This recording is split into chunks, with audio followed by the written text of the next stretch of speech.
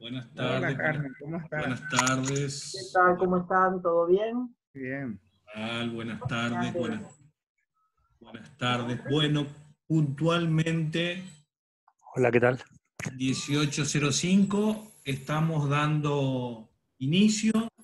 Gracias por acompañarnos de vuelta. A los que terminan de ingresar, les decía que acá hay un link del canal de YouTube donde está el de la semana pasada, que estuvo muy interesante.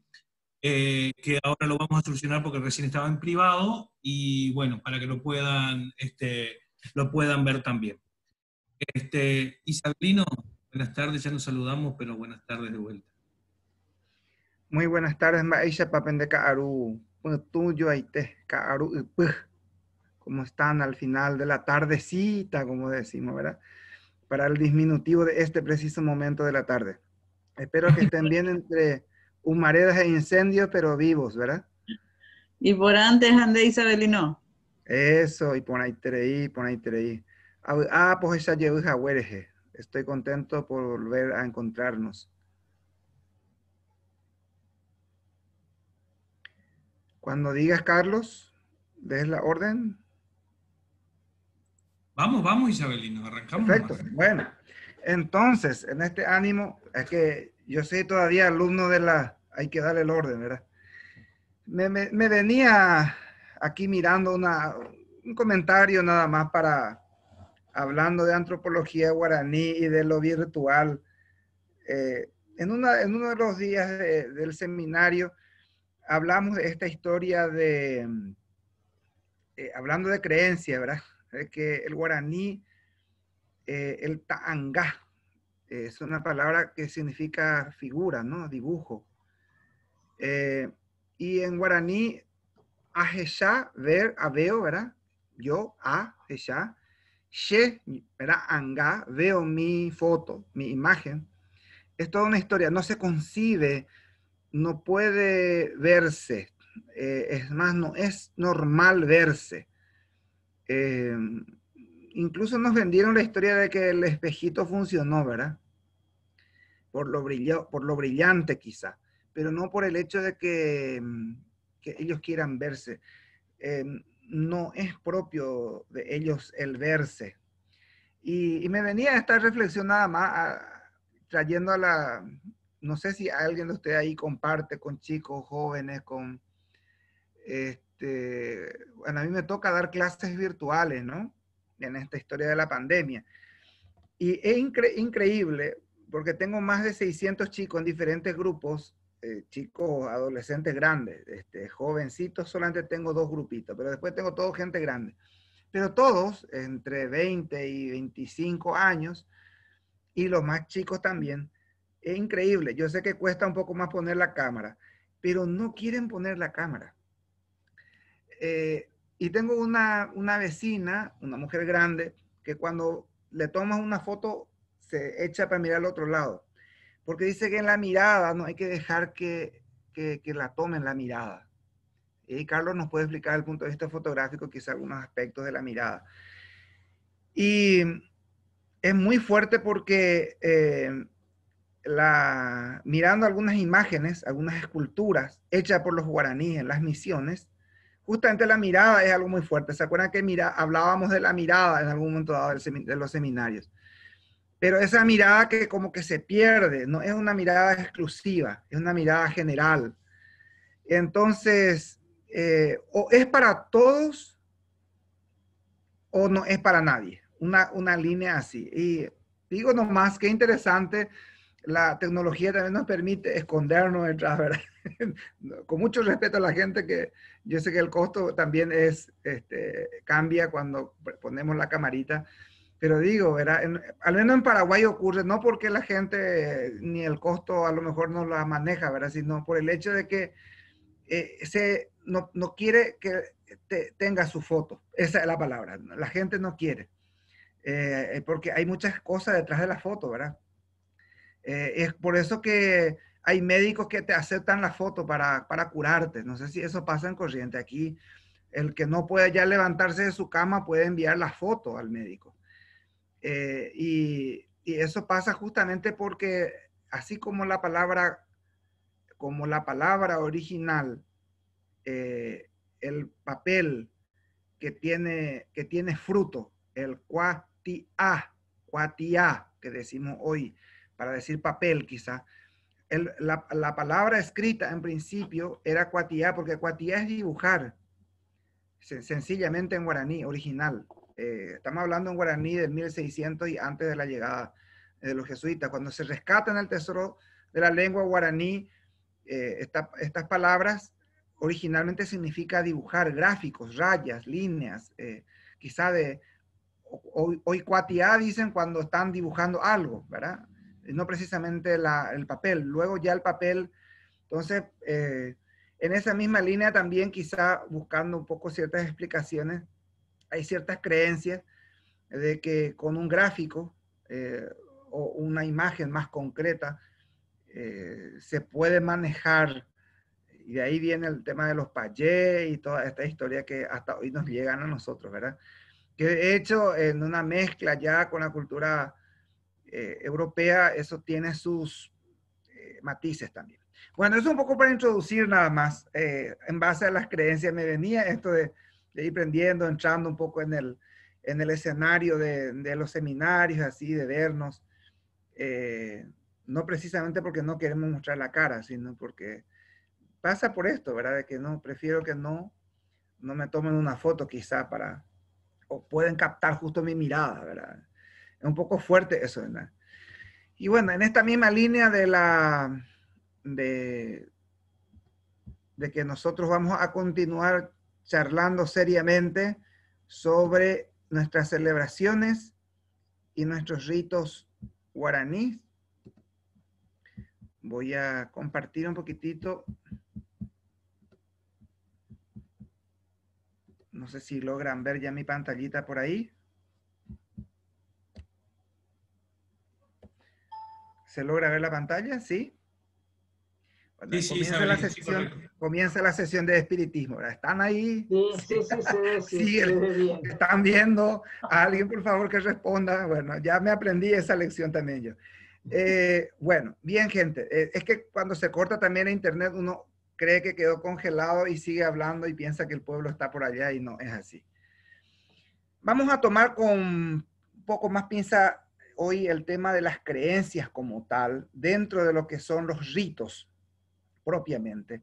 Dentro de los ritos y sacado de los ritos, es decir, cuando uno va a vivir en el día a día, a raíz de estos encuentros, a raíz de estas sesiones o ceremonias, que nosotros lo llamamos con términos europeos, ¿verdad? Que en realidad es el arete, que en realidad es el amandayé. El amandayé suena más a inglés, ¿verdad? Es el meeting, ¿verdad? Es el encuentro, pero donde todos tienen la palabra para resolver con la palabra las situaciones que están en litigio y esperando siempre que esa palabra ilumine el pueblo guaraní. Decíamos de que el ñe, la palabra alma, la expresión, hablando de palabra alma, muchas veces que vengan al Paraguay, que no se la atrofie por ahí, hoy le escuchaba y quiero comentar nada más porque ocurre, un locutor de un, no sé quién era, no, de camino, pero aquí en Misiones hablaba por la radio explicando, leyendo un texto sobre los dolores estomacales y problemas de panza, ¿verdad? Y entonces decía, con razón había sido, se dice el aja, no sé qué. Y resulta que el A originalmente no es estómago. Hoy nosotros decimos para decir estómago adolorido, no sé, con problema. Pero la palabra A originalmente es el corazón. El A es la expresión física del alma. Entonces, por eso decimos cuando me preocupa algo. Oye, entonces, es importante también un poco reivindicar esa palabra, porque eso tiene que ver, el yepu tiene que ver con una gran parte de querer explicar cosas. Y quiero comenzar con una frase así como dice,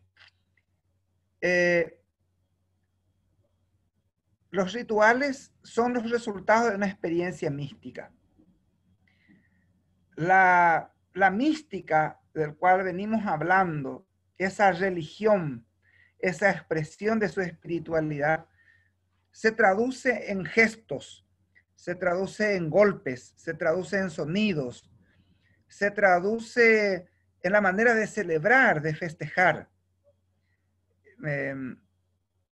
Algunos dicen, pero qué cosa más rara, ¿cómo que son tan felices haciendo tanto bullicio?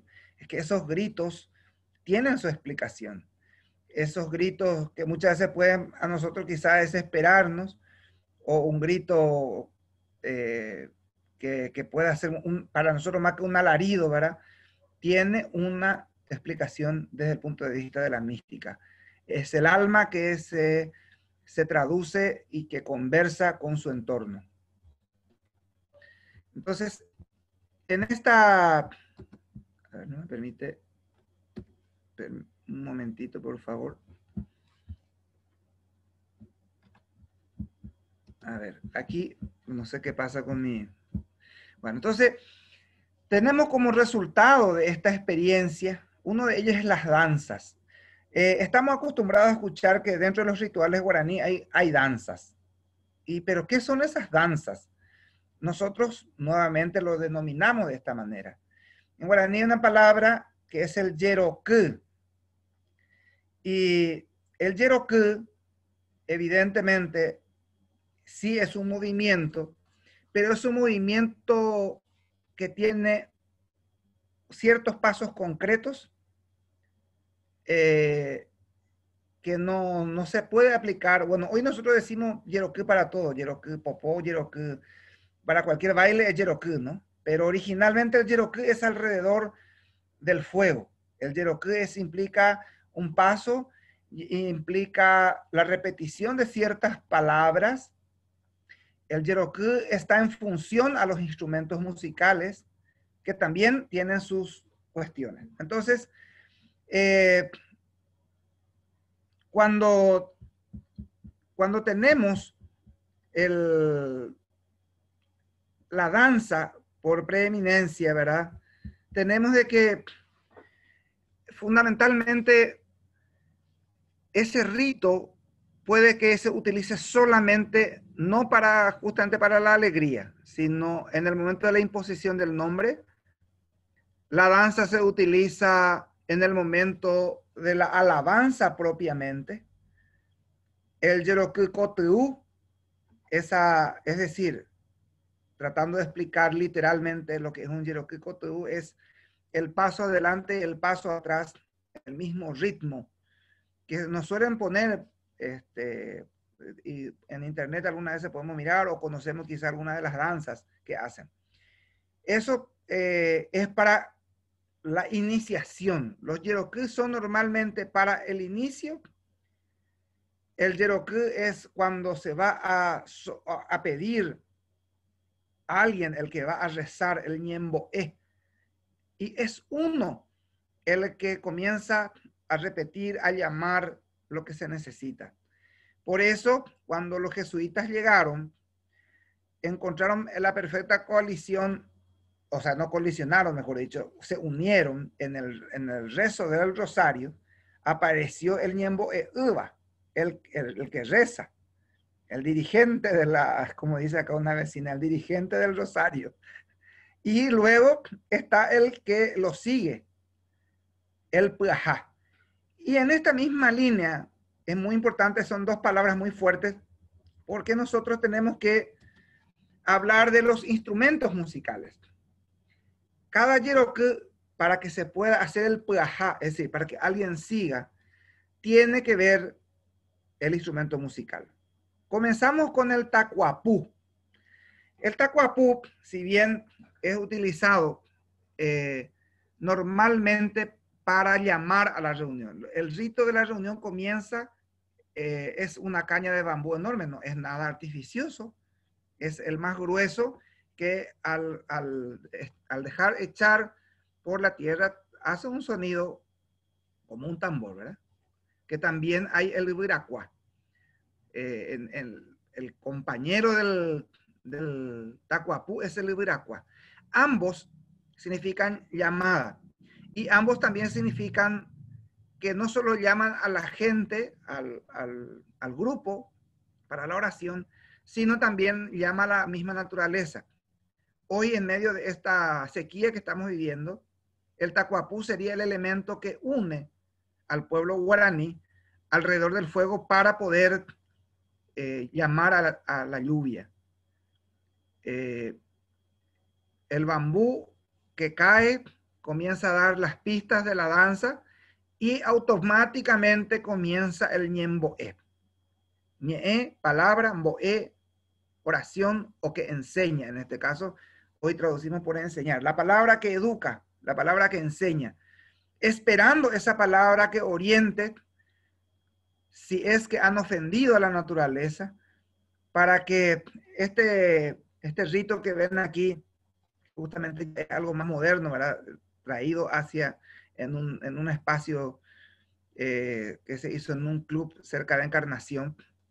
En realidad el rito corresponde a lo que le llaman la llamada del coetí o del lucero del alba, la espera del lucero del alba, la espera del coetí.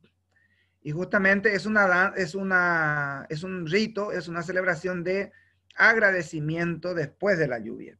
Y comienza con el albor de la noche y continúa hasta el coetí o hasta el lucero del alba. El fuego, que es el elemento fundamental, se nota que en todas las culturas y compartimos plenamente nosotros como solamente que nosotros le hemos agregado una particularidad de que el fuego es el tatá. Nuevamente el sonido que hace cuando comienza a sonar algunas, justamente también bambúes o tacuaras que comienzan a quemarse, y el sonido que hace, a partir de ahí, el tatá, y le agregan otras palabras más para decir pirirí, cuando justamente sale algunos atisbos del fuego alrededor de la misma. Cuando ocurre el tatá pirirí, es que cuando se está manifestando, para ellos hay una respuesta. Por eso que más se carga fuego alrededor en el medio, en la cual se está haciendo el agradecimiento o el rito. El ñemboé, como les había antecedido, responde a la danza y al instrumento. Cabe resaltar que entre los instrumentos, aparte del tacuapú y del ibiracua, también se encuentra el mimbú. El mimbú, que es una simple tacuarilla, ¿verdad? Que tiene un sonido como que no es tanto como la flauta, podemos traducirlo, ¿verdad? De alguna manera flauta, pero hace un sonido más diferente. No es algo como la flauta dulce, ¿verdad? Es un sonido, como el soró, como le decimos en guaraní, que rompe, como que algo que se cae, ese sonido.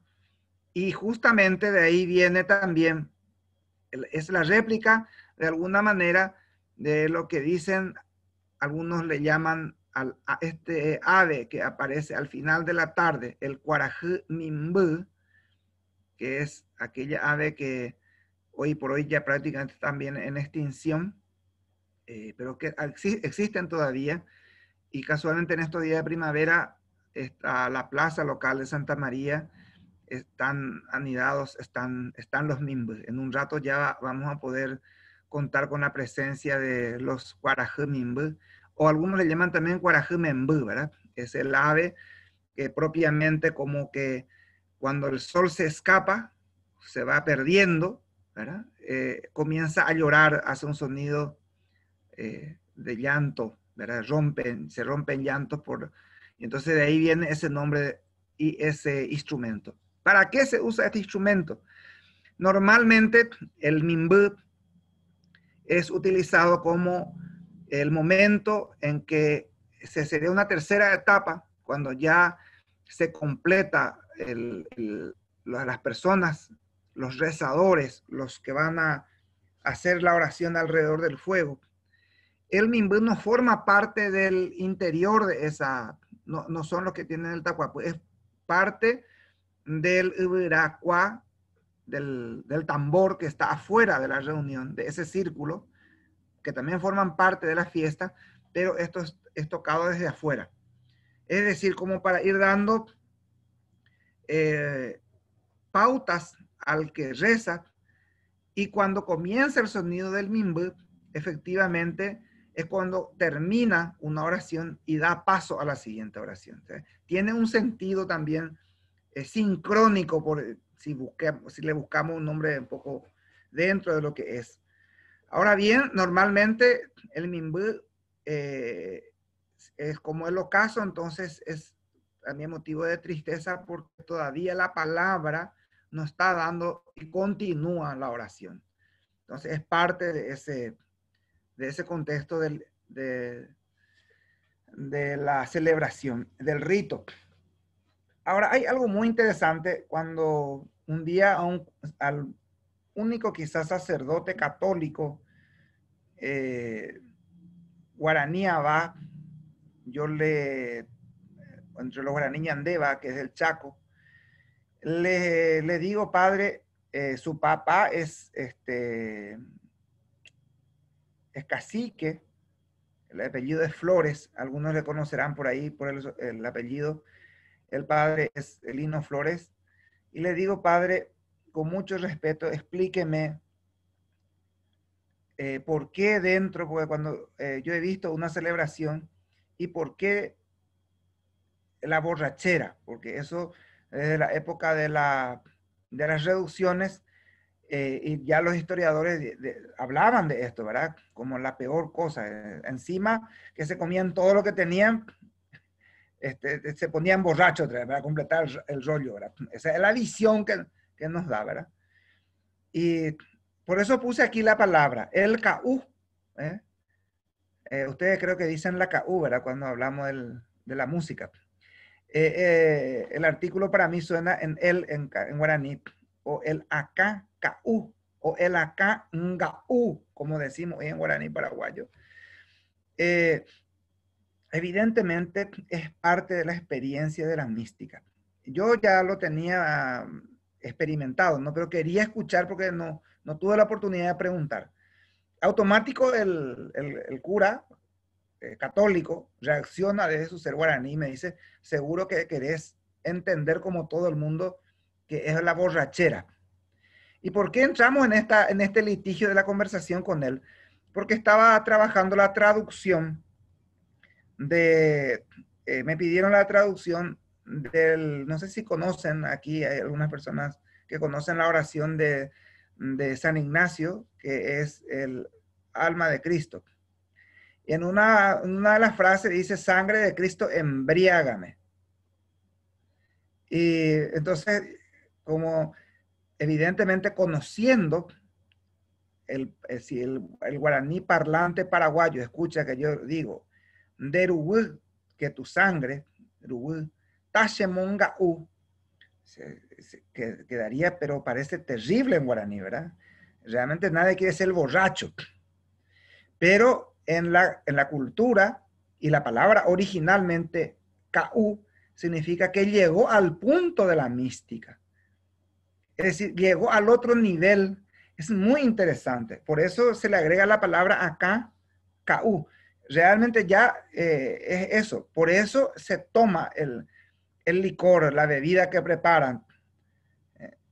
Es amén de eso. Ese es el sentido para que se pueda llegar al éxtasis. Si pudiéramos hablar de Santa Teresa, no sé si tiene sentido hablar desde ahí, ¿verdad? Pero en el mundo guaraní, para que todos tengan ese contacto, tiene que haber, por eso también esa vuelta permanente. La danza es alrededor, siempre insistiendo para que uno pueda perderse hasta el momento que uno pueda tener ese contacto. Evidentemente, solo y hasta donde yo sé, el único no indígena que pudo entrar al último grado de la ceremonia, que es en el Opú, que es en el templo guaraní, fue el padre Melia.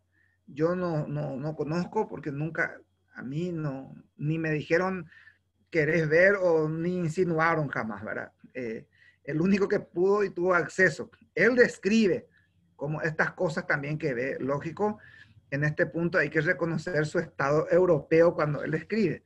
Pero es interesante que encuentra estos aspectos del cual estamos hablando que ocurre en las celebraciones grupales, comunitarias, en donde uno sí tiene acceso, porque en el arete están los que están en el OPU y están los que estamos afuera, en el rito comunitario. No todos están en el OPU. Y luego también el OPU, bien entrada la noche, salen a compartir, porque algunas veces de ahí viene la palabra que se necesita, la respuesta que se necesita o que se está buscando. Entonces, la experiencia de la Cangaú es algo muy fuerte, o el Caú.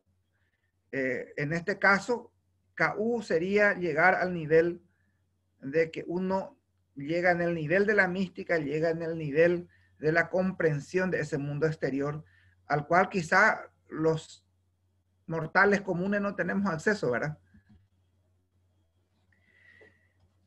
Bueno, el ritual, estas ceremonias, estamos hablando hasta ahora de las ceremonias comunes del arete, de las ceremonias comunes del Ñembo e Prajá, que Ñembo e oración Prajá, que le siguen, de los ritos normales.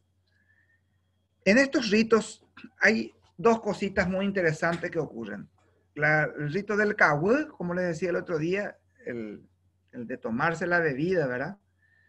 Que es una bebida compartida, y también el de la comida compartida. Quiero creer, esa es una opinión muy personal, de que cuando llegaron los jesuitas, cuando se traduce estos aretes en términos religiosos, esta comida compartida, la gran comida, se convirtió en el tupá mbaé. En las casas, cuando alguien fallece, al final de ciertos días de oración, se hace una comida grande. Cabe resaltar y recordar que el guaraní, aparte de la claustrofobia, tiene también su problema con los muertos. Tiene miedo a los muertos. Es una realidad esto. Hay un miedo general, pero con los jesuitas aparentemente esto han, de alguna manera, decirlo, superado, ¿no? Entonces, el tupamba es la comida que se prepara y se comparte con todos. Normalmente se preparan 3 o 4 tipos de platos y se come uno hasta saciarse, ¿verdad? Hasta saciarse, como quieran. ¿Y por qué traigo esta alusión? Porque si bien hay ritos que ya no se practican, por ejemplo, el guaraní estaba convencido de que ante la muerte, el principal ritual, ellos normalmente no morían de viejos, no morían de enfermos, morían porque tenían que morirse. En los relatos de la civilización guaraní de Moisés Bertoni, rescatando ciertos aspectos de la cultura y la antropología guaraní, y fundamentalmente buscando los longevos, él insiste en que los guaraníes eran los más longevos de la tierra, a tal punto de que él llegó a conocer a un guaraní con casi 180 años de edad. Y él describe a este personaje que él encuentra. Y hay otras literaturas que también hablan de esta longevidad. Entonces, por eso le digo que el que tenía que morirse es porque tenía que morirse, no era por otra cuestión. Entonces, ellos le preparaban cuando llegaba el momento de la muerte.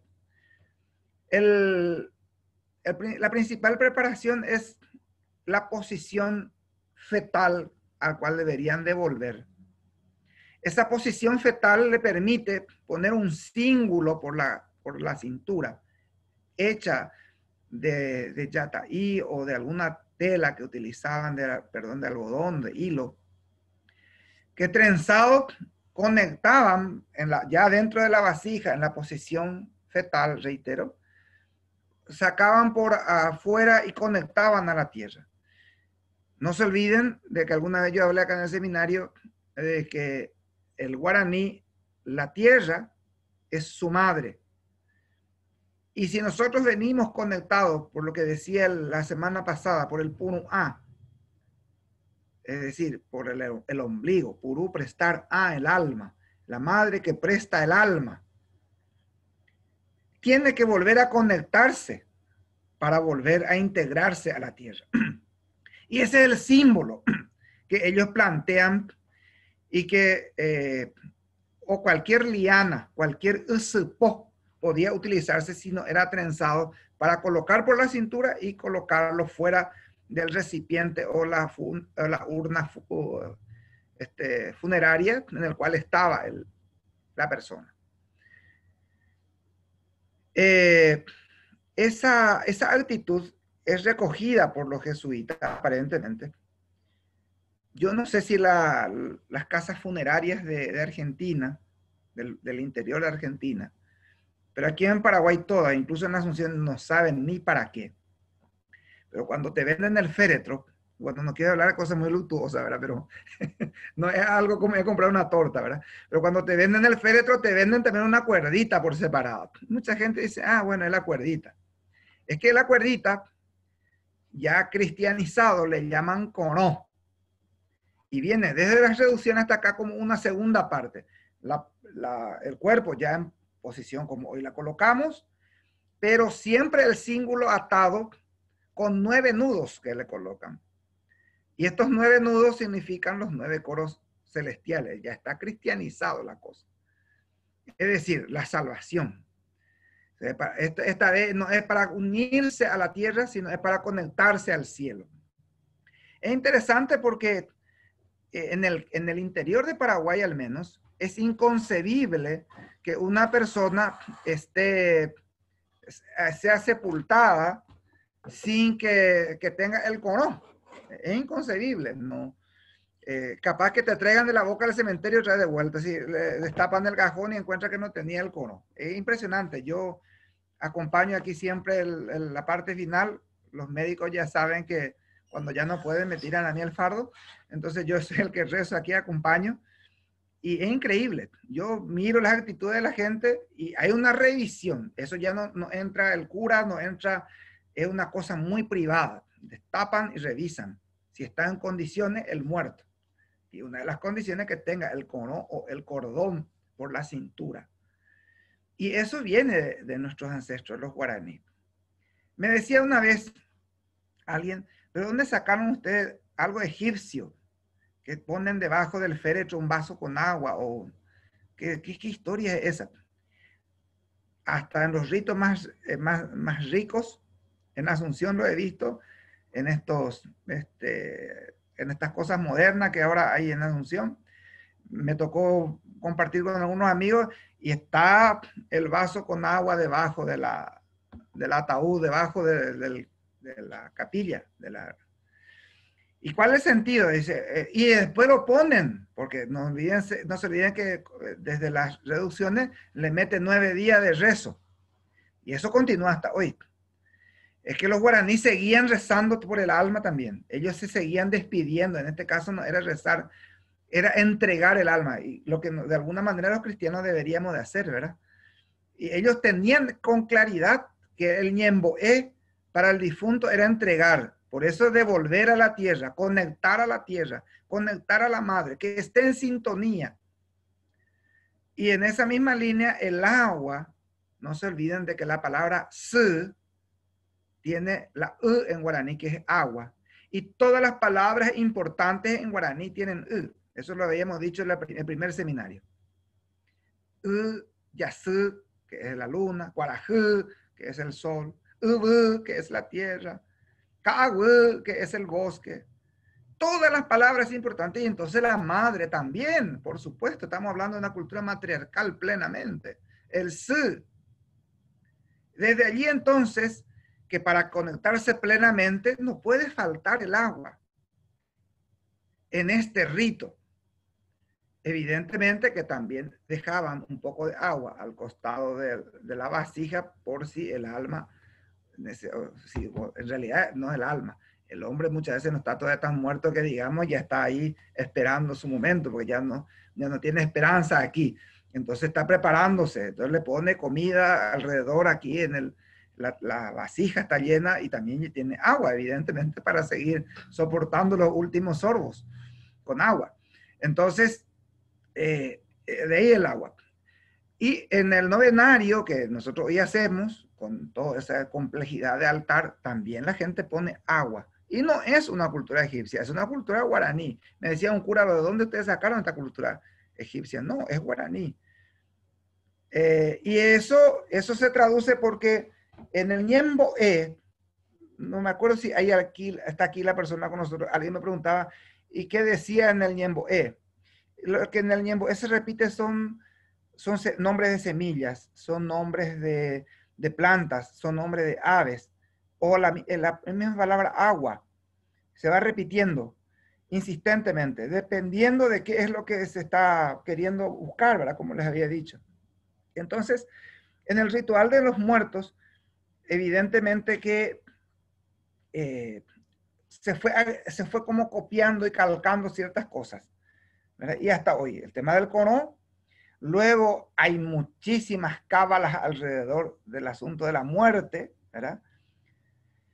Y ese temor a los muertos es algo muy fuerte. Hasta no hace mucho, una vez,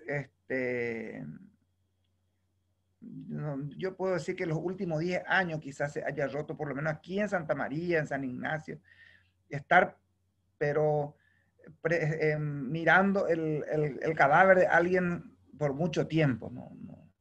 No es eso lo normal. Es estar un segundo ahí.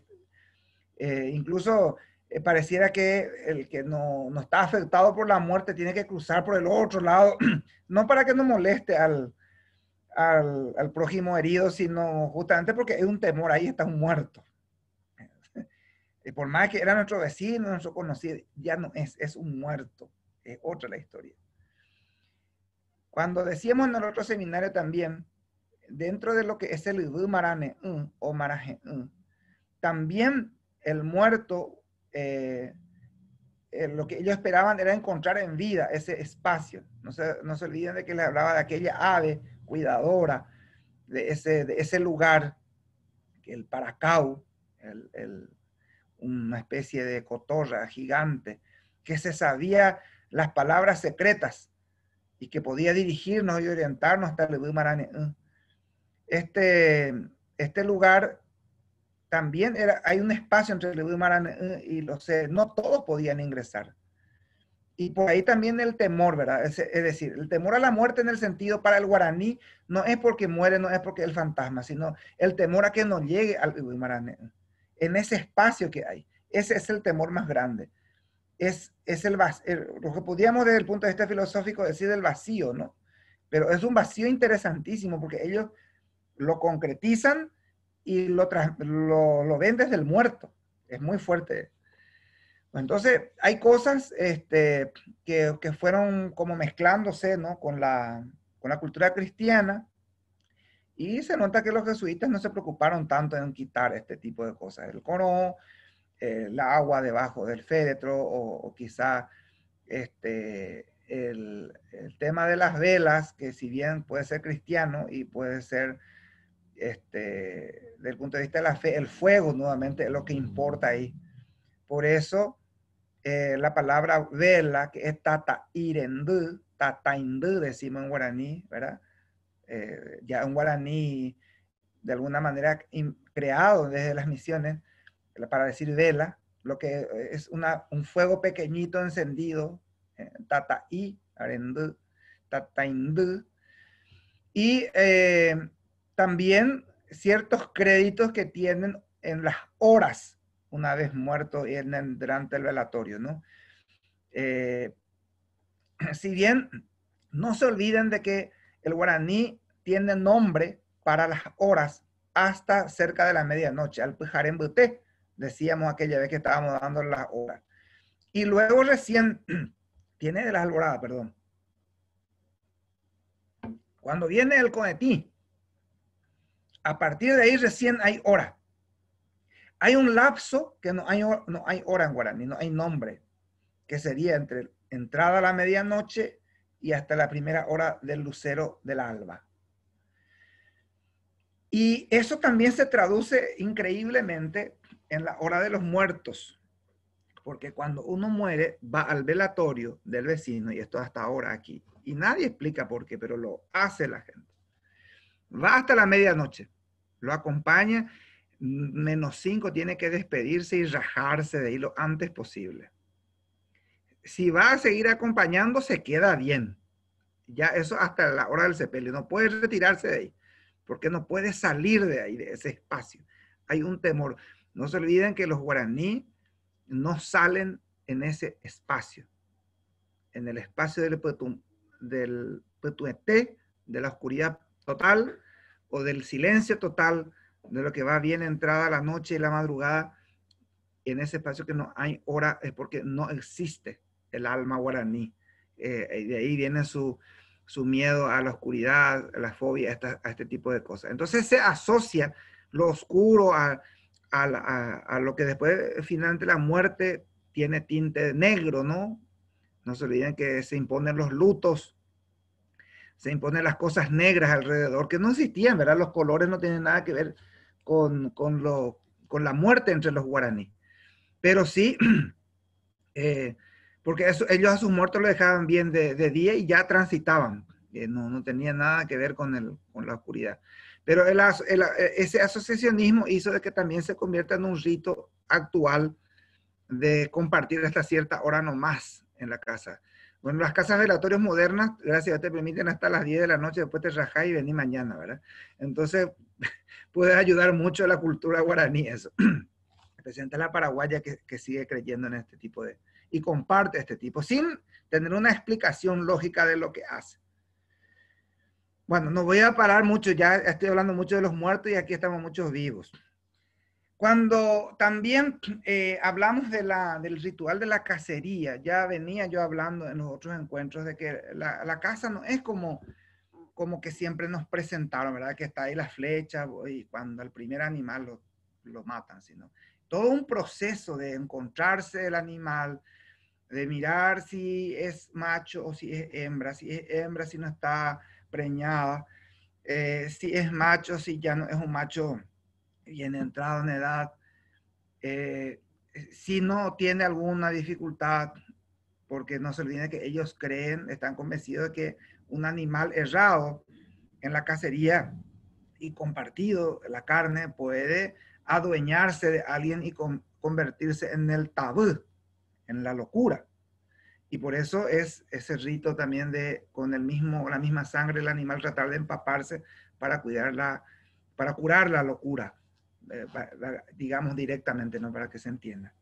Entonces, el ritual de la cacería lleva todo un proceso, desde la preparación de las armas, para las trampas, de la revisión y finalmente el ubera aqua, el palo puntiagudo, es el que fulmina o el que hace el sangrado final en la caza. Y les decía el otro día, se puede apreciar perfectamente, creo que una de las mejores cosas que se rescató en la película La Misión es justamente, si usted se fija, es un pasajecito breve donde se hace alusión a la caza una vez que llegaron los jesuitas.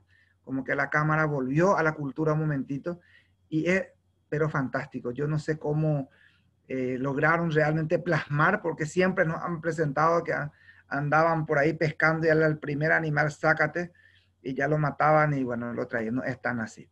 Hay un respeto, no se olviden de que ellos viven con la naturaleza y cualquier atentado contra ella puede revertirse en contra de ellos. Muchos de nosotros hoy todavía no comprendemos que eso es así.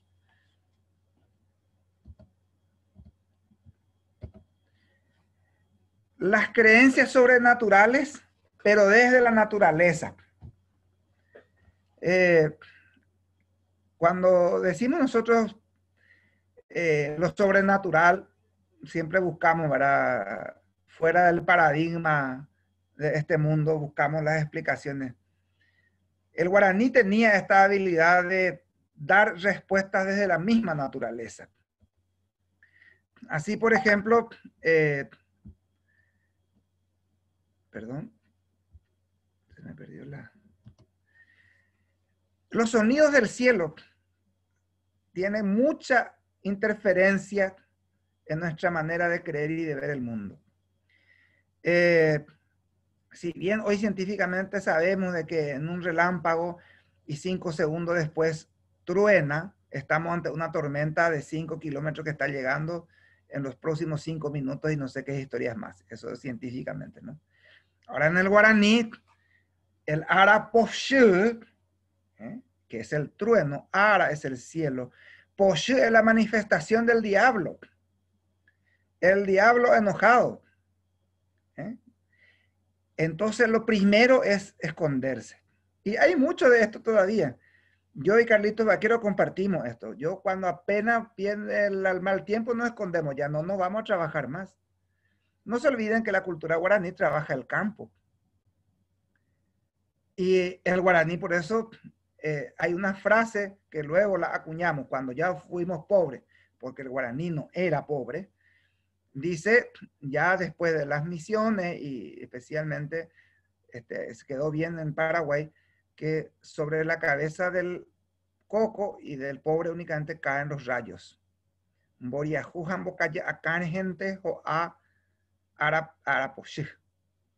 Caen los rayos, los truenos. Y en esa misma línea, el sonido del cielo tiene mucho que ver. Mi padre se levantaba a escuchar cuando se preparaba el tiempo, la lluvia, para escuchar y si va a haber tormenta o si va a haber al amandao. A ver, ayúdenme con mi castellano se fue, me viene mi guaraní. Si vienen los granizos, ¿verdad? El amandao. Y efectivamente, yo me aprendí algunas cosas.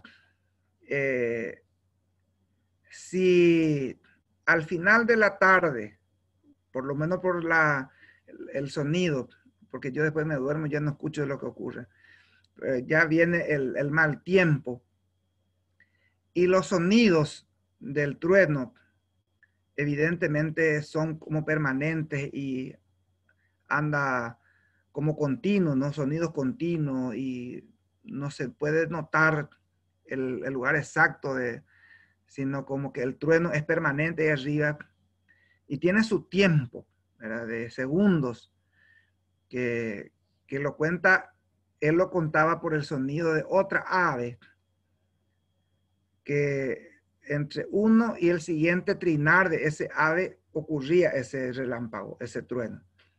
Y entonces era evidentemente el granizo. Si no, si era más rápido, había que prepararse porque era una tormenta. Y son cosas que acontecían. Esa facilidad que tenía de interpretar, de entenderse con la naturaleza. El lucero que se mueve de un lado para el otro. Ya decía el otro día una abuelita, le sacaron aquí afuera en su casa en medio de la pandemia, como ustedes saben, no podemos acercarnos, yo me tuve que ir porque ella no sabe ni por qué la pandemia, tiene 104 años. La sacaron afuera porque quería mirar el cielo, porque le dijeron, escuchó la noticia, alguien le contó que no va a llover, que va a haber sequía. Y ella corroboró la sequía. Dice, el lucero llegó un poquito más tarde y las estrellas se mudaron del lado oeste. Guarajireikebo o Bambu ya. Ese es el signo. Y bueno, parece que vamos compartiendo con la meteorología antigua y la moderna van coincidiendo. El sonido de las aves y los demás animales. Dependiendo de qué tipo de ave y qué tipo de hora hace su movimiento, también o el sonido o un animal. Ya les contaba aquí, yo meteorología no leo, no escucho más, porque tengo mis meteorólogos aquí en la Plaza de Santa María. Para los que conocen, que vive la familia de Carayás aquí en la plaza, la familia de macacos. y en estos días están calladitos, no hay lluvia. Cuando aúllan por la tarde, va a haber lluvia al amanecer, y una lluvia interesante nomás.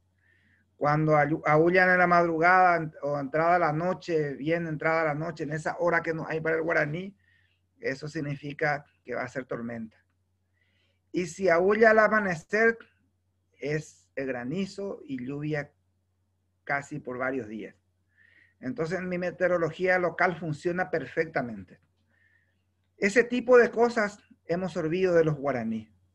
Hay todavía sonidos de aves que significan para nosotros cuando se mudan de un lado para el otro, o cuando no se mudan, porque hay veces que dicen, están tardando en mudarse los suivivís, los patillos. Eso también tiene su explicación.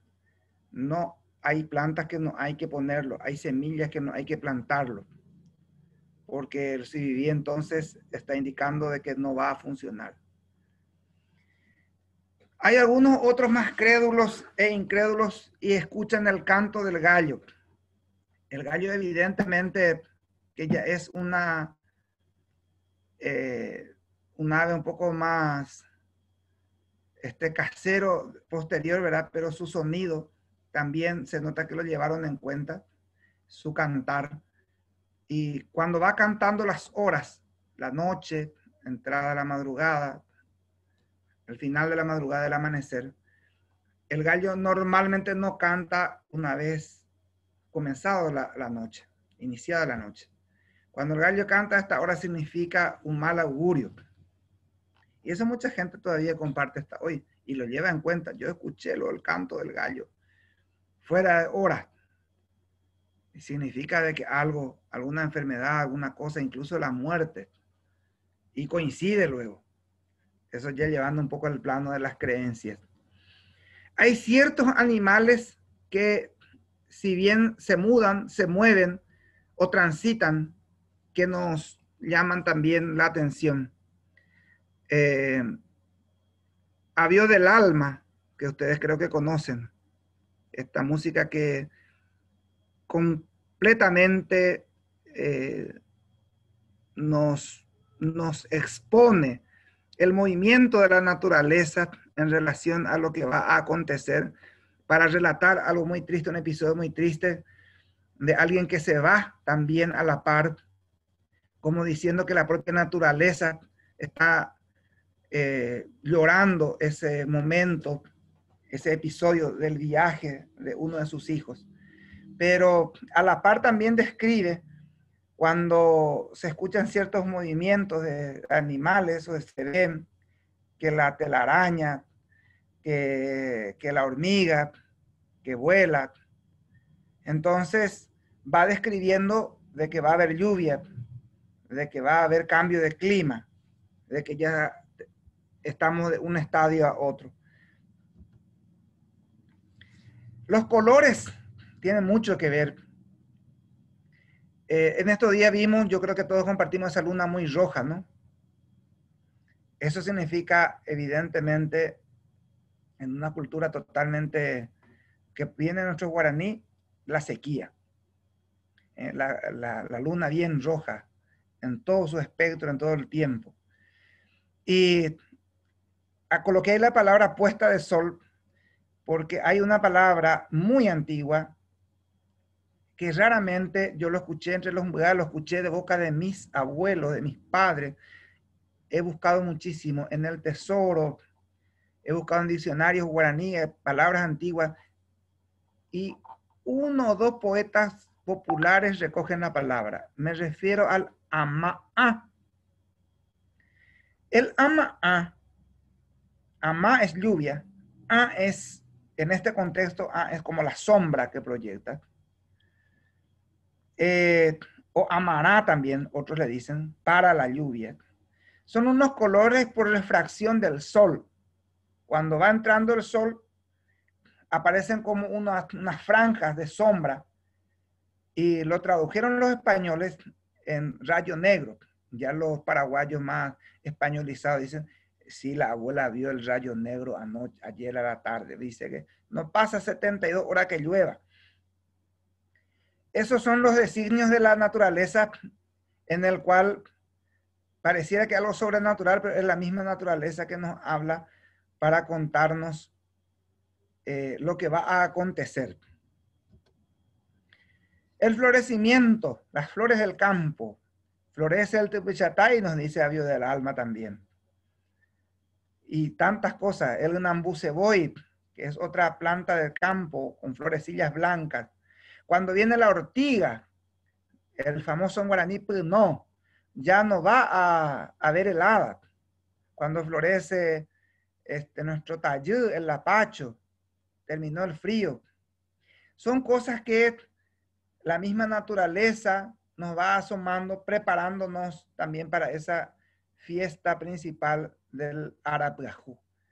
Entonces la naturaleza nos habla permanentemente. Y hay gente que sigue, muchos de nosotros creo que compartimos aquí, seguimos mirando y hasta dejamos de hacer ciertas cosas porque en el ambiente hay cosas que muchas veces para los jóvenes no tenemos explicación y le cortamos por ahí, nomás le contamos más brevemente.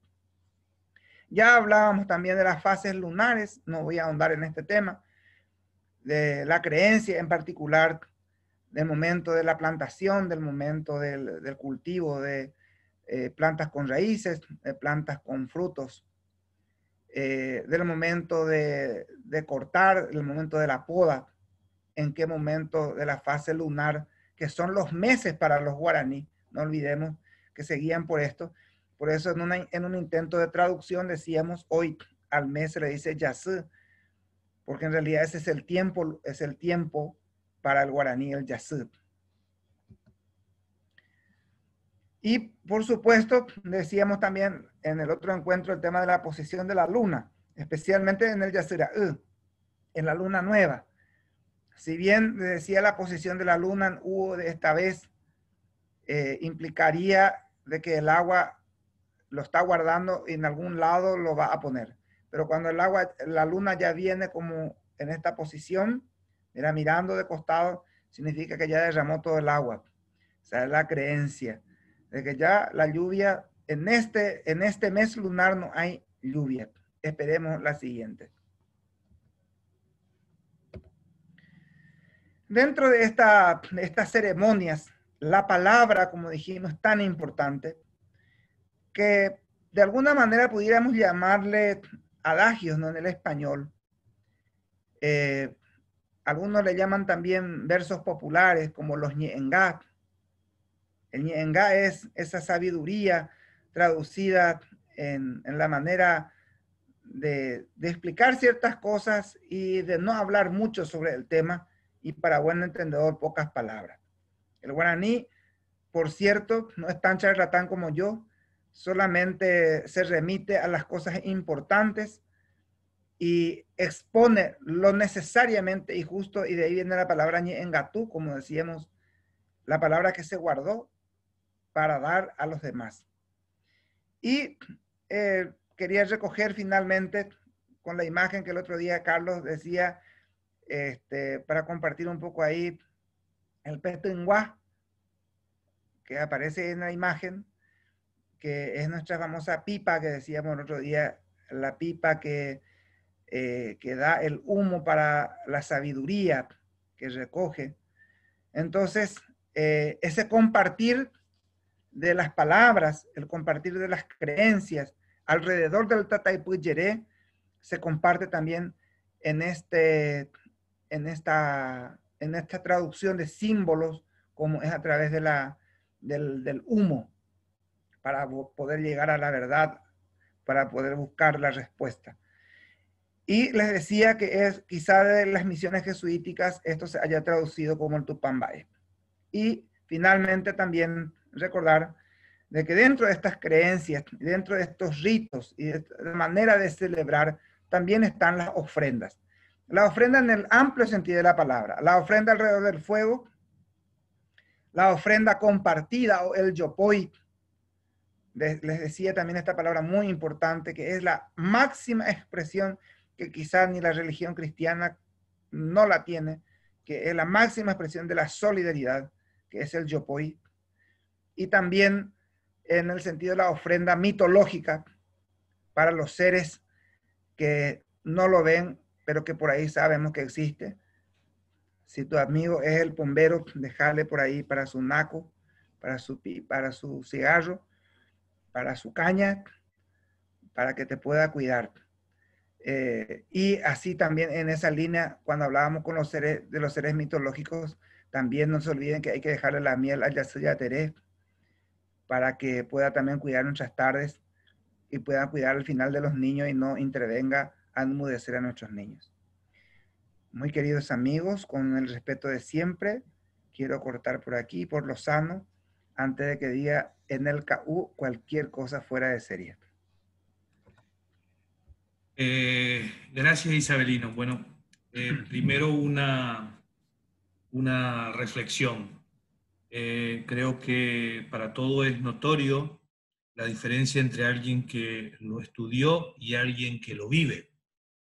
Creo que hemos asistido a una reflexión o a un relato de cosas contadas de vivencia hasta el día de hoy que vienen de sus orígenes guaraníes, y que muchas veces es lo que a nosotros por ahí se nos pierde un poco en algunas regiones con poder hilvanar. Yo te agradezco, Isabelino. La verdad que la cantidad de preguntas que surgen de estas cosas es muchísima, digamos, porque uno se empieza a imaginar, bueno, entonces lo diario de tal celebración viene de tal, bueno, esto que celebraban nuestros antepasados, nuestros mayores.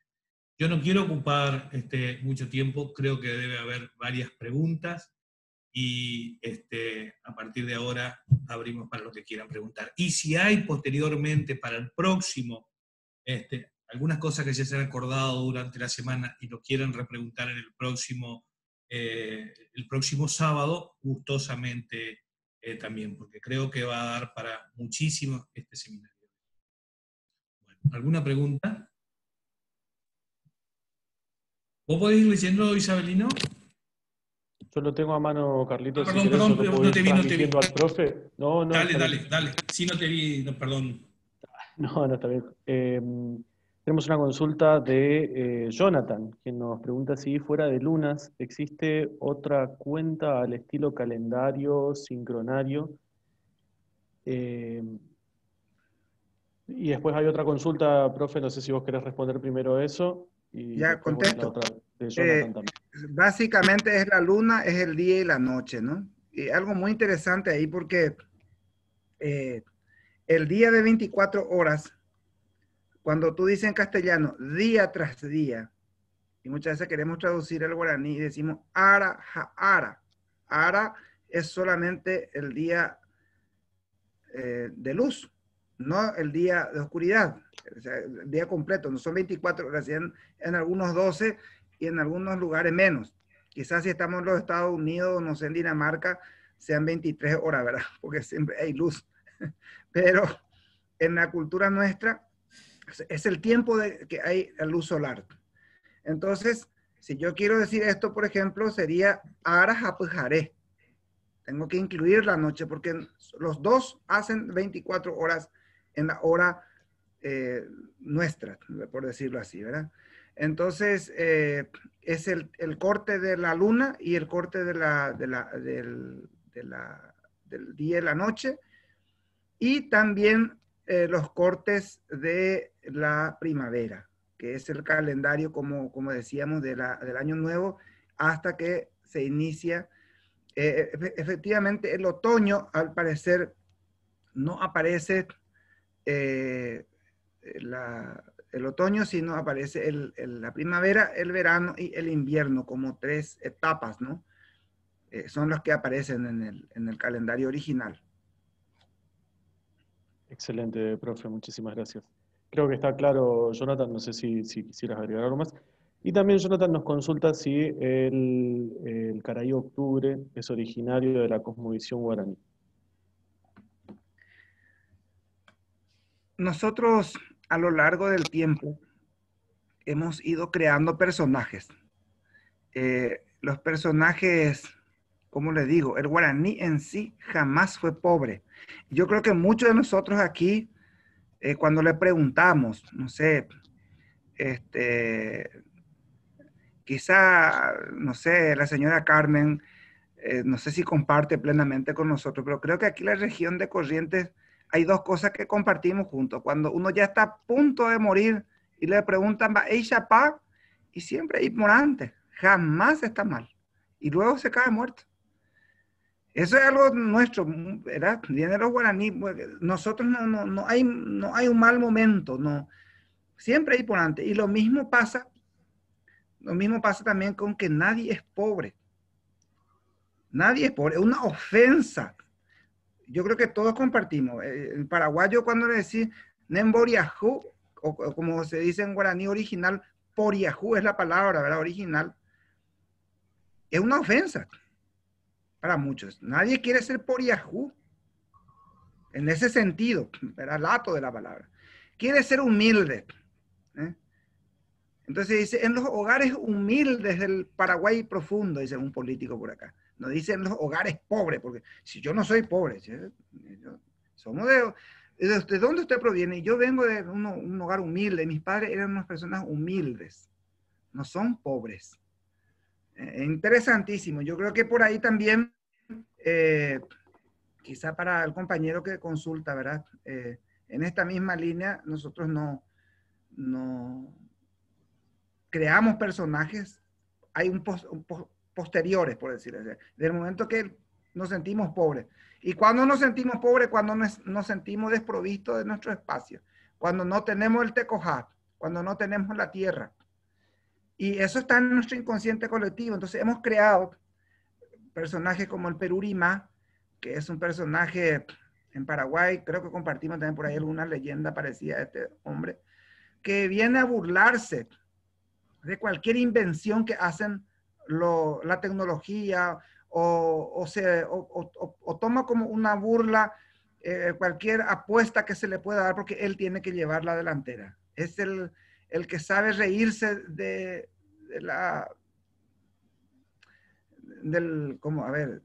viroreí, de lo que nos sirve quizá para ese contexto, ¿verdad? Entonces, yo no sé si viene al caso, pero me viene nomás de repente. Incluso hay un chamamé, creo que por ahí, que dice que la pelota de cuero que va a la luna, ¿verdad? Es en esa línea. Cuando se hablaba del Apolo 11 que aterrizó, creo que la Argentina también, de alguna manera, hizo una música popular por ahí, como diciendo, bueno, miren, no se preocupen que nosotros vamos a enviar también algo parecido. Esa es un poco nuestra posición, ¿verdad?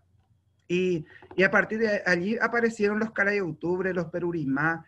Es un personaje, incluso podemos decir hasta que se fue enraizando, ¿verdad? No se olviden de que el octubre quizás no existía, o sea, no existe la palabra misma originalmente, y quizá ese mes nunca fue tan particular, ¿verdad?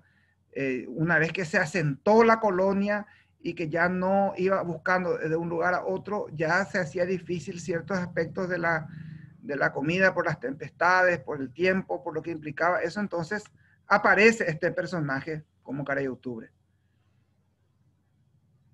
Muchas gracias, profe. Tenemos una consulta de Gustavo Politis. No sé, Gustavo, si te gustaría transmitírsela personalmente, tenés el uso de la palabra admitido. Bueno, gracias. ¿Qué tal, Isabelino? Gracias por la charla. La pregunta es esta, ¿no? Si vos decías que la gente se muere porque se tiene que morir, ¿no? ¿No hay otras ocasiones de muerte donde la gente se muera porque algún espíritu hizo que se muera, porque alguna persona accionó estos espíritus para causarle la muerte o un daño? ¿Existe esa sensación entre los guaraníes como en otros grupos indígenas, ¿no? Que la gente no se muere enfermo, sino porque alguien le hizo un daño? Esa visión y esa interpretación desde Branislava Susnik la tenemos claro entre los Kaingan, entre los Tupí, que sí hay como vestigios en el sentido de que se documentó, ¿verdad? vivencias, experiencias, de que efectivamente la muerte fue una experiencia desde acá, no desde el allá, no lo natural. Entonces, entre los guaraní, no hay tantos relatos en esa línea, más que el miedo, más que el temor, más que esa separación, ese a ver si va a llegar o no, porque en vida no llegó a algo. Entonces, ese más es el sentido. Le reitero, si separamos un poquitito, un poco más hacia el norte de Brasil, sí podemos hacer relatos en esa línea, pero entre los guaraní, carios, mbap, guaraní, incluso los pai, que se mezclaron con los guaraní, algunos guayaquí que fueron guaraní posteriormente, incluso guaycurú guaranizados, no hay ese tipo de relatos. ¿Y cuál es la... Gracias. No, ¿Y cuál es la perdón. explicación? Perdón, si puedo... Sí, es una repregunta, sí. ¿Y cuál es la explicación cuando alguien se muere joven? Bueno, normalmente en la cultura guaraní es el guerrero el que muere, ¿verdad? Es el contexto, es la defensa. Normalmente, como les digo, no hay una, a no ser de que tenga una, eso también es muy interesante. Ellos, para la discapacidad, por ejemplo, y eso creo que está de alguna manera muy enraizado todavía en nuestra cultura, ellos lo tenían como que tocado por algo fuera de lo normal, ¿verdad? Es una manifestación del Baeposhir. Algo se hizo mal. Y eso está en nuestra cultura de alguna manera todavía. La gente tiene su discapacitado encerrado en su casa, no es que tiene vergüenza, sino hay como una cierta culpa que realmente no es porque no hizo el duelo psicológico, es asimilado por la familia, pero mejor nomás no mostrar en otras palabras, a ver si a lo mejor cae muy fuerte lo que digo, pero la acechanza del diablo, ¿verdad? O sea, eso está en nuestra gente, eso la gente lo comparte de esa manera. Entonces, un joven que muera, es difícil de que acontezca, no ser que en estas situaciones, ¿verdad?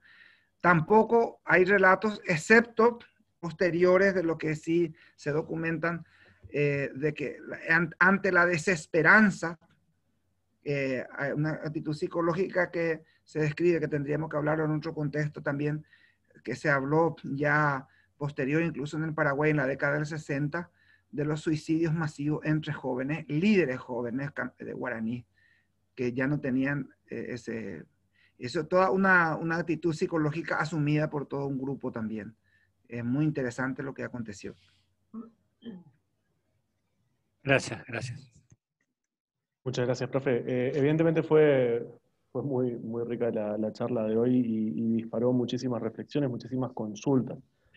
Así que te voy a ir pasando de poco las que tengo. Tengo una acá de Marce Ekel, que nos consulta que usted citó la tacuara en el rito. ¿Podría explicar cuándo se usaba la maraca? ¿Daba un ritmo junto a la tacuara? Gracias. Gracias. Sí. Tengo uno de los mejores colesteroles que ayuda a olvidar. Entonces estoy contentísimo. La maraca o el es un instrumento muy utilizado. Y esto sí, a ver, algo que no dije y que muy bien, gracias a la compañero que me hizo recordar. El tacuapú, la tacuara, es tocado por las mujeres, las líderes mujeres. Eso es algo muy interesante, que me olvidé, no dije. Y las maracas son tocadas por las niñas, por las jóvenes. ¿Por qué? Porque es el sonido que apacienta. Hay bueno, a mí me vendieron, yo lo compré también. En Chile me vendieron una cosa que tú lo pones aquí, escucha el río, dice antiestrés. Yo no sé dónde capté el estrés, ¿verdad? Eso no es guaraní. Entonces, bueno, yo también quería curarme con eso. La maraca hace el mismo efecto. Es decir, trata de poner en consonancia con la naturaleza esa oración para que entre realmente el ñemboé dentro del contexto. Entonces, lo que hace la maraca, por eso está en manos de las jovencitas, que son la fortaleza que tiene que recibir luego el espíritu para seguir transmitiendo la educación a su pueblo. Eso, sencillamente es eso. Y gracias por, me olvidé de las maracas, muy interesante. El G-A, y de ahí viene la palabra, el G-A es el porongo, ¿verdad? Y el G-A-Pu, por eso viene en guaraní como sonido, o T-A-Pu, como decimos hoy, ¿verdad? Es decir, el sonido que hace, que rompe de repente, pero para entrar en la línea para llamar la atención de la naturaleza. Cuando nosotros de repente escuchamos algo que se irrumpió y nos asusta, pues ya nos llama la atención, nos fijamos en eso. Eso mismo hace la maraca en manos de las jovencitas. Muchas gracias, profe. Carmen Curvelo tiene una consulta también muy interesante y para eso va a hacer uso de la palabra, ¿sí? Adelante, Carmen, es tuya la palabra. Hola, bueno, muchas gracias, Isabelino, como siempre, un placer y un montonazo de información que, como bien decía Carlos, viene desde adentro, no desde afuera, entonces ilumina. Mi pregunta viene por Funebria.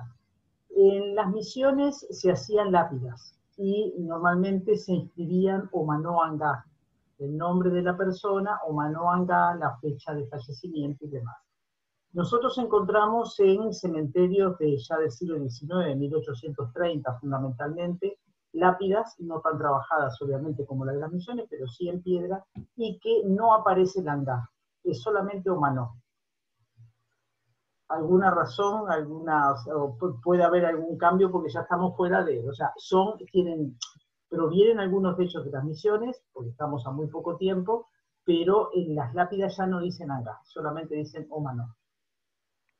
Nicolás del Techo, nuestro gran historiador de las misiones, nos habla de la anga, del alma, recuperado, por supuesto, desde Montoya, ¿no? Nuestro lingüista que le pone letra española a palabra escrita a esta cultura oral.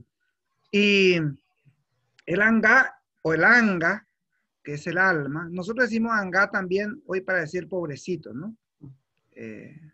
Anga, Carlos Vaquero, ¿verdad? Anga, pobrecito, ¿verdad? Pero ¿sí? en esa misma línea hablamos de que es el alma,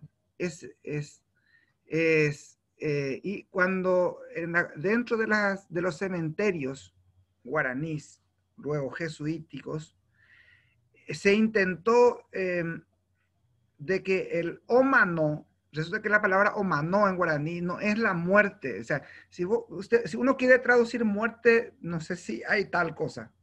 Lo que hay es ojoma amó. Ya se va allá. Ojo es ir. Ojoma, la partícula es de cumplimiento. Ya se concluyó. Ojoma. Y amó allá. No sé si en Ayaité, que nos dice el chamamé, o en dónde, pero se va. Entonces, el Omanó Anga,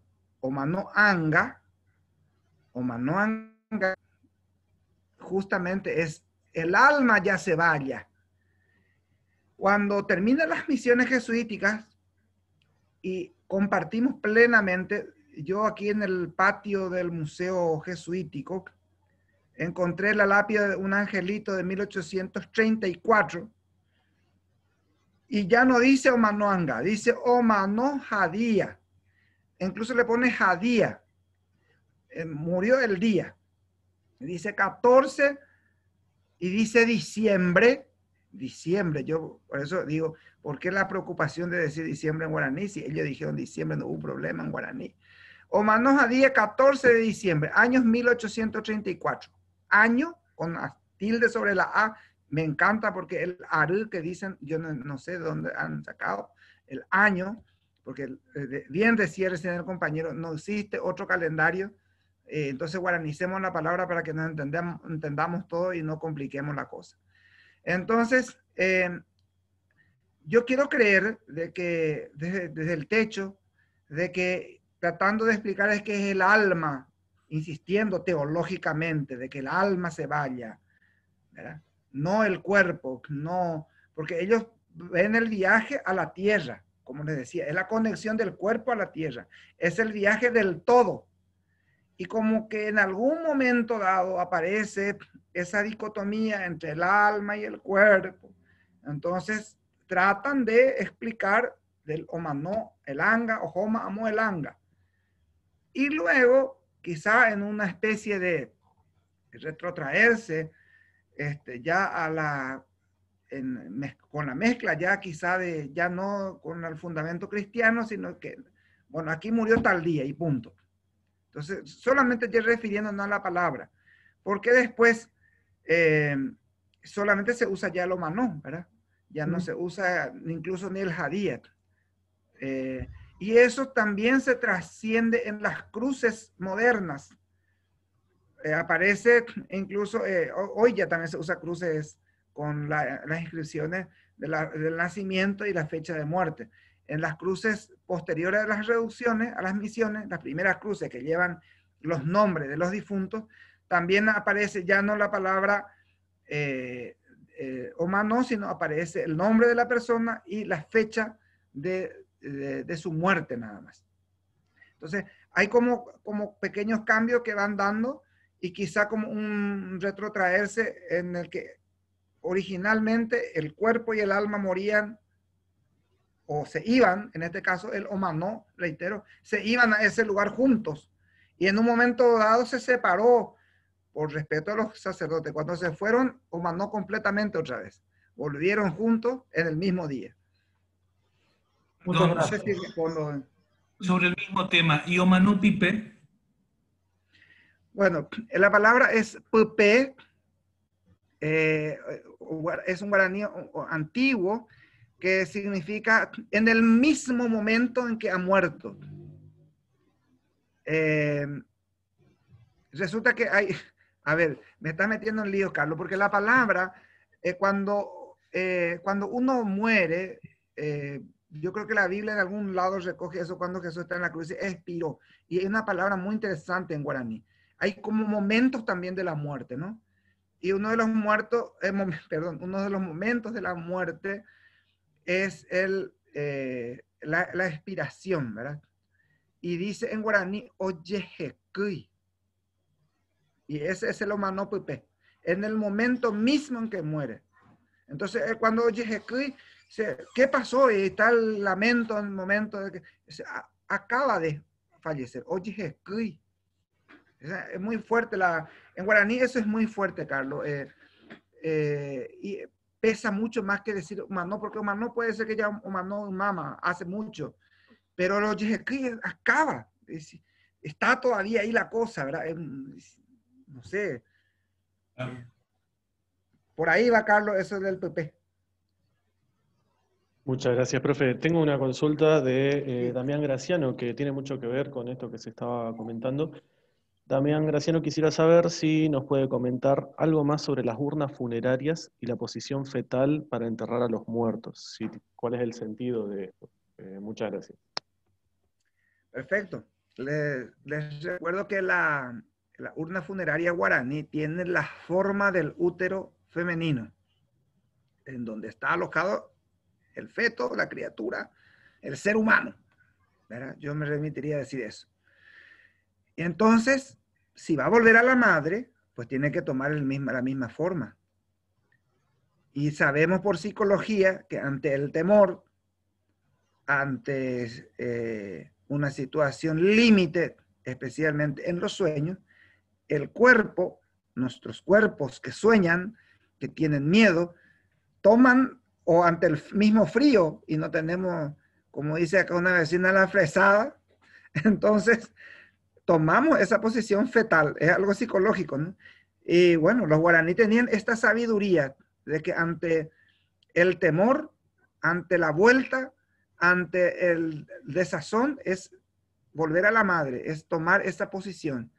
Y entonces, normalmente, la urna toma esa forma, es por eso, en la posición sentada, incluso en la misma, y no en es algo interesante, porque no se olviden de que les decía el otro día que en guaraní nacer es membu, hijo, a caerse. La mujer guaraní se sienta y tiene la criatura, cae la criatura. Ese es si quieren traducir nacer en guaraní original. Hoy la gente le dice hay palabras que han inventado. Pero digamos nomás onacé y punto. Guaranizar la palabra. Ahora bien, para morir, ustedes saben que la posición del nacimiento correcto es la cabeza para abajo. Entonces, cuando te mueres, tú tienes lo inverso, no es por casualidad eso. Entonces, la cabeza está para arriba, sentado. Es como volver a prepararse para ese momento. Entonces, de ahí también lo interesante esa posición, eso tiene mucho que ver también. Hay una antropóloga muy interesante, Graciela Chamorro, que recoge muchas de estas impresiones. De hecho, su madre es paraguaya, por más que ella no creció quizá en el Paraguay, pero absorbió mucho de esto y vale mucho leerla en ese sentido. Muchas gracias, profe. Nora Jiménez nos consulta, ¿cómo se llaman esas urnas funerarias en guaraní, por supuesto? Evidentemente que estas no tienen nombre en guaraní. Ni el nombre de fosa, ni el nombre de panteón, ni nada. Es solamente el Ubicuá. La tierra, agujero, cuá. Es el lugar donde uno va. No tiene ninguno. Es más, al no tener nombre, hay una impresión muy fuerte que quizá cambie un poco el paradigma de ustedes cuando alguna vez habrán escuchado y incluso habrán tenido miedo en Corrientes, porque dice que en las misiones jesuíticas hacían túneles que salía acá debajo de Santa María, iba hasta San Ignacio, pasaba por debajo del río y llegaba por Itatí, ahí no sé, o Itacorá, y subía por ahí no sé hasta dónde.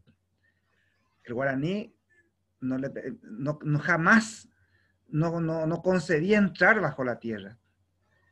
Pues ese sí es la muerte para el guaraní. Entonces, lo que había eran acueductos, ahí no sé si la señora Carmen no puede hablar más quizá en otro momento de eso, pero lo que habían eran simples acueductos. Y los mejores acueductos que hoy la ciudad de Asunción, quizá hablando de Paraguay, no las tiene con sus inundaciones y funcionan a maravilla. Les cuento, de eso, chisme de paso, de corrillo, al cura de San Ignacio, el anterior que estuvo hace 3 años, la iglesia, como la reconstruyeron en la plaza original hacia el año 1930, la plaza tiene una posición que se concentra, como hay un desnivel en el centro, y justo ahí está la iglesia. Toda el agua de la lluvia cae, entra en la iglesia y siempre hay no precisamente el Uberá, pero hay un esteral interesante. Entonces, le comenté al padre, le dije, mire, esta es la plaza, padre, originalmente, y probablemente aquí estarán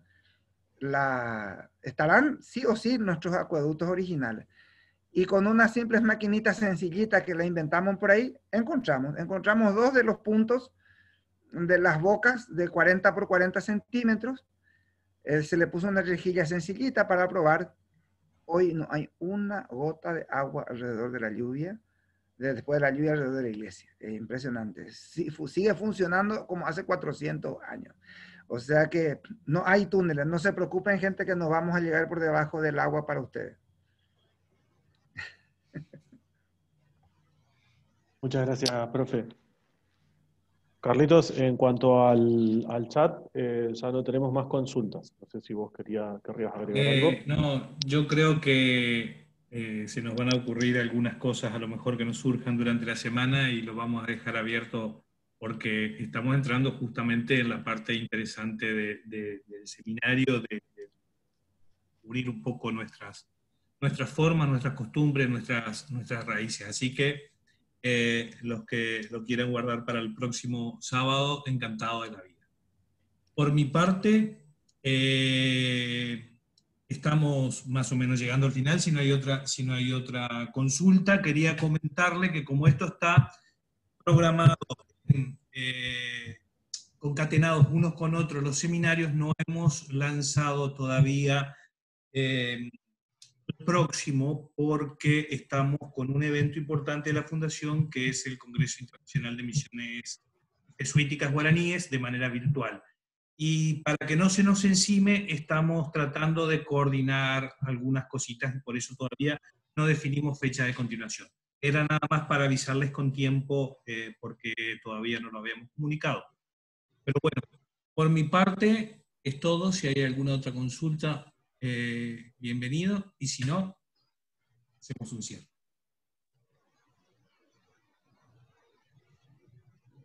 Caballeros. Quiero un poco cerrar un poquitito también. Mucha gente muchas veces, y yo eso aprendí, me costó mucho porque uno es fanático de repente con lo que vive, ¿no? Con lo que cree que sabe, ¿verdad? Valga esa expresión, hablando de conocimiento popular. Pero esa manera de reinterpretación y de que siga viva de algún modo, a eso tenemos que abrirnos, y eso es lo que yo creo particularmente de que va a permitir todavía que continúe nuestra cultura fuerte entre nosotros y que va a unir y no va a permitir que ningún tipo de fronteras nos separe. Cada uno lo puede, ya le armó su leyenda alrededor. Ahí está la riqueza, porque no olvidemos que esa facilidad de contar, de explicar y de encontrarle explicaciones a las cosas, eso nos viene de los guaraníes. Quizá pueda haber unas varianzas en uno y otro. No nos enojemos con la gente. Aprendamos con nuestra gente y enriquezcamos esa cultura. Evidentemente sepamos el origen de estas cosas, pero que nos permita entrar en este mundo con esa facilidad de que tenemos hoy nosotros, no siendo indígenas, de compartir esta cultura tan plena. Y a eso quiero invitarles también, porque evidentemente en el último, creo que es el último, ¿no, Carlos? De esta serie, el próximo sábado.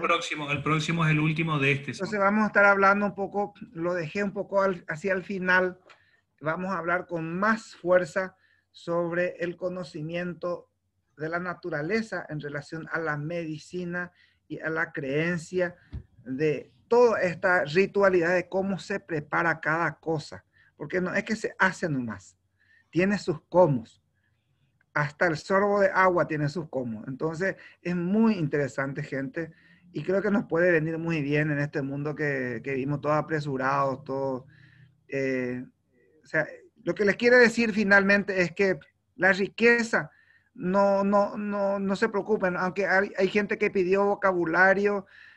Lo interesante es entrar en este mundo, de tratar de vivirlo y de entender que ese sumo de cosas que hacemos viene de esta gran riqueza que es el ser guaraní, y que nos permite proyectarnos con los demás en una sabiduría compartida, en una sabiduría alegre, celebrativa y mística por sobre todas las cosas.